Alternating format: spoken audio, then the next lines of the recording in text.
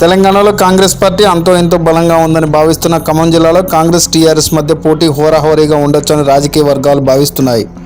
Congress party తరపున పలువురు ఎమ్మెల్యేలు టీఆర్ఎస్లోకి వెళ్లినా క్షేత్రస్థాయిలో కాంగ్రెస్ పార్టీ ఇంకా బలంగానే ఉందని ఆ పార్టీ భావిస్తుంది. ఈ కారణంగానే ఇక్కడి నుంచి లోక్సభకు పోటీ చేయబోయే అభ్యర్థి ఎంపిక విషయంలోనూ ఆచితూచి వ్యవహరిస్తుంది.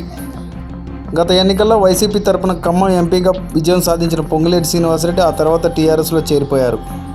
టీఆర్ఎస్ తరపున అసెంబ్లీ ఎన్నికల్లో పోటీ చేసేందుకు పొంగులేటి ఎంతగానో ప్రయత్నించారు.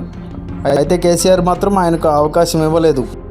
అసెంబ్లీ ఎన్నికల్లో ఖమ్మం జిల్లాలో టీఆర్ఎస్ కేవలం ఒకే ఒక్క స్థానానికి పరిమితం కావడం కేసీఆర్కు ఆగ్రహం కలిగించింది. పొంగులేటి శ్రీనివాసరెడ్డి గ్రూప్ రాజకీయాల కారణంగానే టీఆర్ఎస్ ఖమ్మంలో దెబ్బతిందని అసంతృప్తిలో ఉన్న కేసీఆర్ ఆయనకు ఈసారి టీఆర్ఎస్ తరపున ఖమ్మం ఎంపీ సీటు ఇచ్చేందుకు సుముఖంగా లేరని ప్రచారం జరుగుతుంది.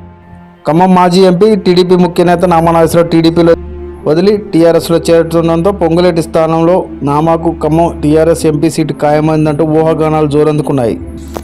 టీఆర్ఎస్ ఖమ్మం సీటు తనకు రాదనే బాధలో ఉన్న పొంగులేటి శ్రీనివాసరెడ్డి కొద్ది రోజుల క్రితమే కాంగ్రెస్ నేతలతో టచ్లోకి వెళ్ళినట్టు తెలుస్తుంది. కాంగ్రెస్లో చేరితే ఖమ్మం ఎంపీగా పోటీ చేసే అవకాశం కల్పిస్తామని పొంగులేటి శ్రీనివాసరెడ్డికి ఆ పార్టీ నేతలు హామీ ఇచ్చిందని, ఆయన కోసమే ఖమ్మం సీటును అభ్యర్థి ప్రకటించలేదనే వాదనలు కూడా వినిపించింది. అయితే ఖమ్మం కాంగ్రెస్ అభ్యర్థిగా రేణుకా చౌదరి పేరున ఆ పార్టీ అధికారికంగా ప్రకటించింది. దీంతో పొంగులేటి శ్రీనివాసరెడ్డి ఇప్పుడు ఏం చేయబోతున్నారనే అంశం ఆసక్తికరంగా మారింది.